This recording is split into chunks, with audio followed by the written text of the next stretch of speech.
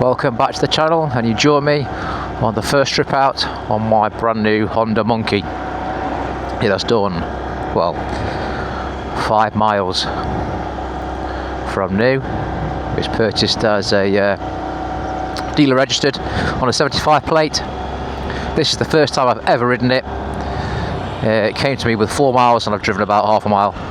So this is the first journey. I've actually never sat on a monkey bike before. So this is the first time I've ever ridden one.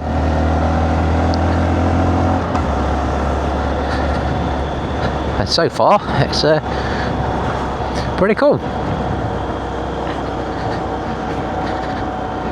It actually feels faster than it is. I'm only doing 29, 28 and it feels so much quicker for being so small.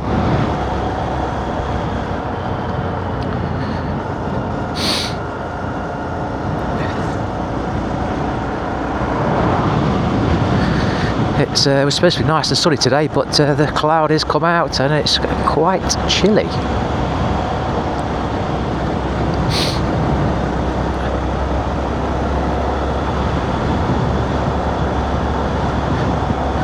So I bought this from Wheelsy in Peterborough, had it delivered last week, and I've just been doing a few little mods to it before I managed to get it on the road.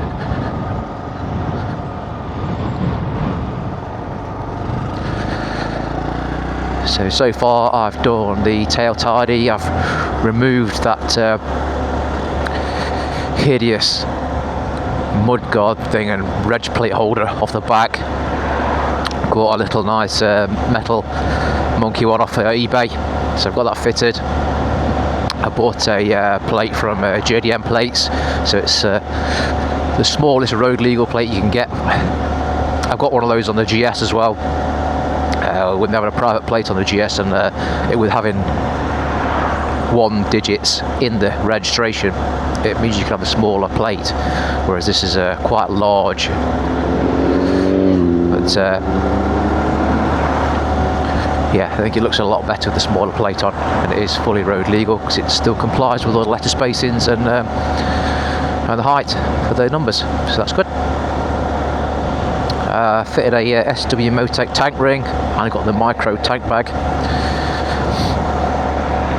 to hold my keys and phone and stuff like that. I've got my wallet in there, and I'm going to get a small alarm disc lock for this bike. I've got one for the BM, but the pin won't go through the disc brake, so I'm going to have to get a little smaller one. And I'm going to get an alarmed one, just so it makes plenty of noise if anyone does start messing around with it. So this is a Euro 5 monkey. It comes with an alarm as standard.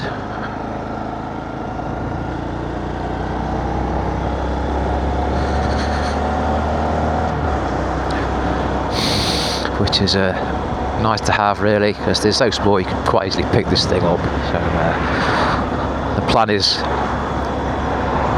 I've not got it insured to go to work on. I'm not going to the shops on it. The only place I will be going on it is probably cafes and bike nights. It's where there's other bikers about, so it's less likely to get stolen. But you can't really leave these things anywhere because they're so small, so you just pick it up and stick it in the back of a van. Or even with a disc lock on the front, they could pick it up on the back wheel and wheel it away. So you've got to be really careful. So that's why I'm going to buy a alarm disc lock, and with the bike alarm as well, to make as much noise as possible if anyone just start messing with it. And hopefully I will be within range at all times anyway. So you take all the road up, Mr. BMW.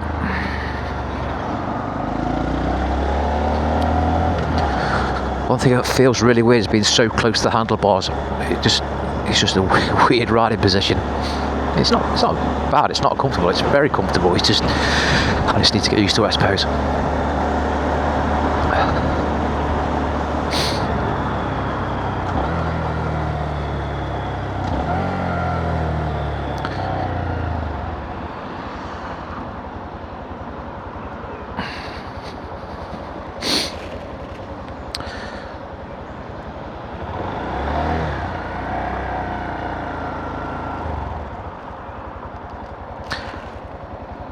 And the other thing is, there's no tacho and there's no gear indicator, and I've got my earplugs in, so it's very hard to hear the engine. It is like a little sewing machine.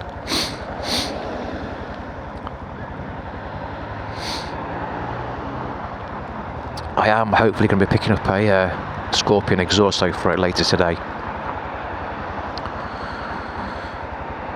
The only issue I found with these exhausts is with this being the Euro 5.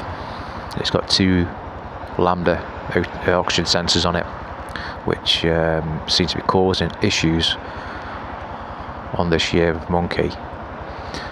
Because even with the modifications that Scorpion did to the exhaust when they made it for the Euro 5 by putting 2 little catalyst tubes on it, it's not really helping, and it's still apparently causing the engine light to come on. I'm in the wrong gear, I'm sure. Could be. You fucking idiot. I'm sure I was in first then. Didn't want to pull off though.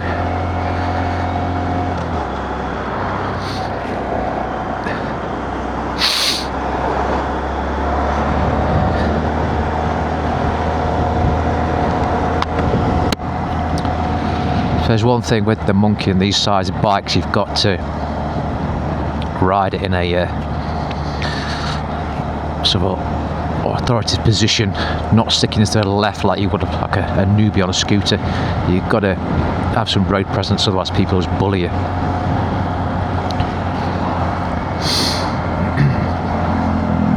Another monkey.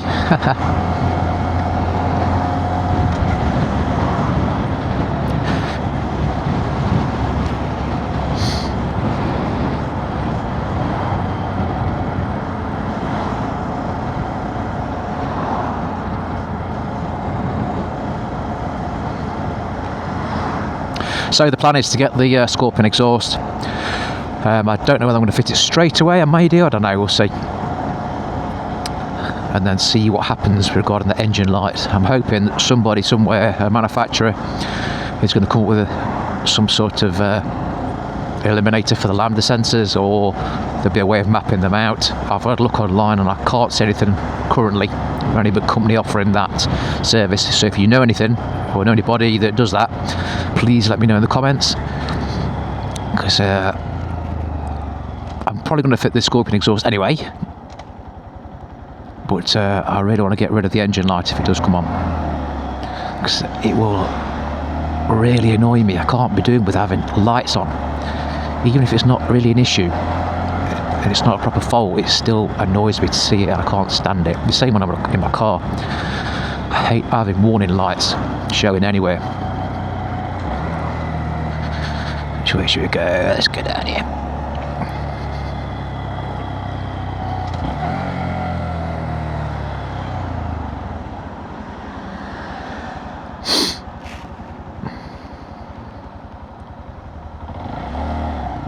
Yeah, the bite point's quite far out on this. That's why I struggled to pull away earlier. Not releasing the clutch far enough. But to say it's a little 125, it's still fairly nippy, especially around town. It's brilliant. I'm not sure what max speed I'm going to get out of this. I know some people have reported sort of maxing out at 50, some 55. I think some have managed to creep up to 60 downhill. But I suppose you can add as many performance mods as you want. The problem is it's still a small engine, and unless you're going to start reboring and changing things, you're not going to get much more performance. And I suppose the best performance upgrade you can do is to upgrade yourself, get your backside in the gym, lose some weight, and that will probably assist in power and top speed. I currently weigh 78 kilos. I managed to drop about 5 kilos in the last 6 months. So hopefully that will assist speed-wise.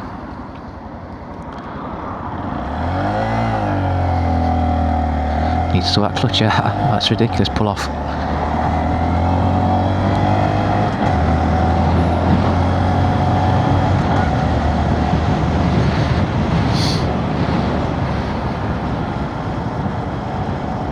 So you might think, why have I bought this? Have I got to get what I've done with the GS? I've still got the GS. I've got no plans on getting rid of that at all. I've just wanted one of these for a while. I was looking on the second-hand market, and there's plenty about, but they do tend to hold the value fairly well. And with it being a 125, I thought I'd really like to have a new one if I'm going to have one, so I know exactly where it's been, what it's done, and how it's been looked after.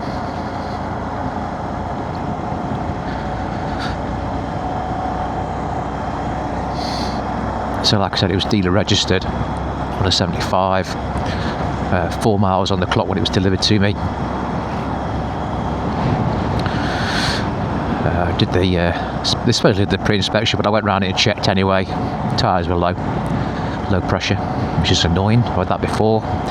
You buy a brand new bike and they're supposed to pre-delivery inspect it, and then it comes with low tyre pressure. Not doing a very good job, really. Let's give it some.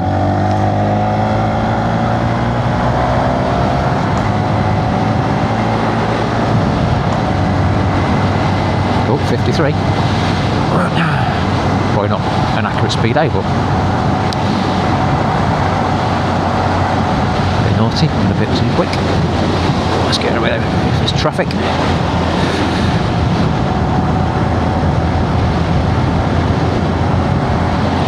Blood biker.